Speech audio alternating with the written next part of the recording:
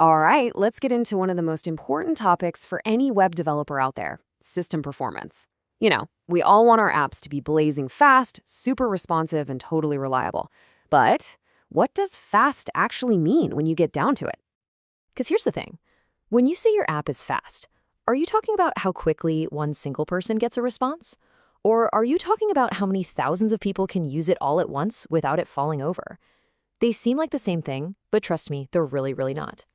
And the answer to that puzzle, the real secret to building high-performance systems, comes down to understanding two totally different and often competing ideas.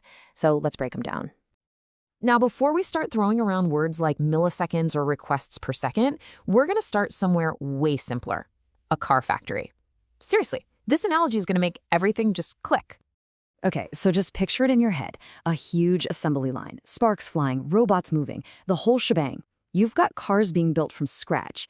Now, if we want to measure how good this factory is, how would we even do that?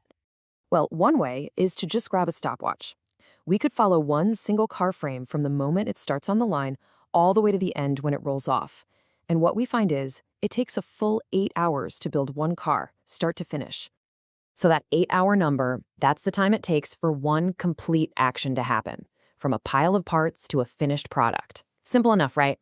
Okay, hold that thought. But there's a totally different way to measure this factory. Instead of focusing on just one car, what if we just stand at the end of the line for a whole day with a clicker and just count? And at the end of the day, we look down and see that 120 finished cars have rolled out. Now, this number, 120, it doesn't tell us a thing about how long any single car took to build. What it does tell us is the factory's total capacity. Its rate. It's the total amount of stuff it can get done in a set amount of time. And boom, right there, that's it. That's the whole concept. The time it takes to build that one car, that's latency.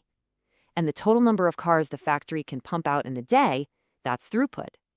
Latency is about the speed of one, throughput is about the capacity of many. Okay, analogy time is over. Let's put on our developer hats.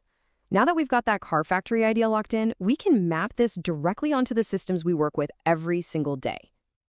So, officially, latency is the time it takes to get a single task done. For us, that's the time it takes for our system to answer one request, an API call, a database query. We measure it in tiny fractions of a second. Lower latency is better. It's what makes an app feel snappy and fast. So, what makes latency high? Well, it's the usual suspects. Could be the physical distance data has to travel across the internet. Every one of those network hops adds time. It could be a clunky algorithm that's just doing way too much work. Or, the server could just be swamped. Then you've got throughput. This is our factory's total output. It's the maximum number of requests our system can handle over a period of time, usually measured in requests per second. High throughput is also great. It means our app can scale and handle a ton of users. And what limits throughput? Well, usually it's some kind of hard physical limit. You literally run out of CPU cycles or memory. Your network pipe gets totally clogged. Or you just don't have enough database connections or worker threads to handle all the incoming traffic. Okay, and this is probably the most important part of this whole explainer. You might be thinking, cool, I'll just make both latency low and throughput high. But as we all know in system design, there's almost never a free lunch. So let's say your main goal is to handle more traffic. You want to increase your throughput. So you start spinning up more servers, adding load balancers, making your system more complex so it can handle more users. But here's the catch. All that extra stuff you added, the load balancer that has to route the request, the servers that now have to sync up with each other, each of those steps adds a tiny bit of delay. So while your total capacity goes up, the response time for any one user might actually get a little bit slower. And that is the fundamental trade-off. It's a balancing act. Pushing to get higher throughput often means you're adding overhead that's going to increase your latency. You push on one side, the other side goes up. This brings us to what I think is the golden rule of performance engineering. Your goal isn't to get the absolute lowest latency possible.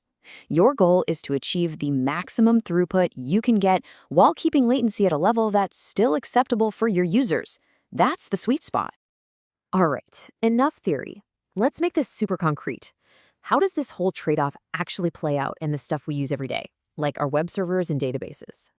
Okay, Think about scaling a web server. It's a classic story. You start with one server to handle more traffic, to increase throughput. You add a bunch more servers and stick a load balancer in front. And hey, it works. Your throughput goes way up.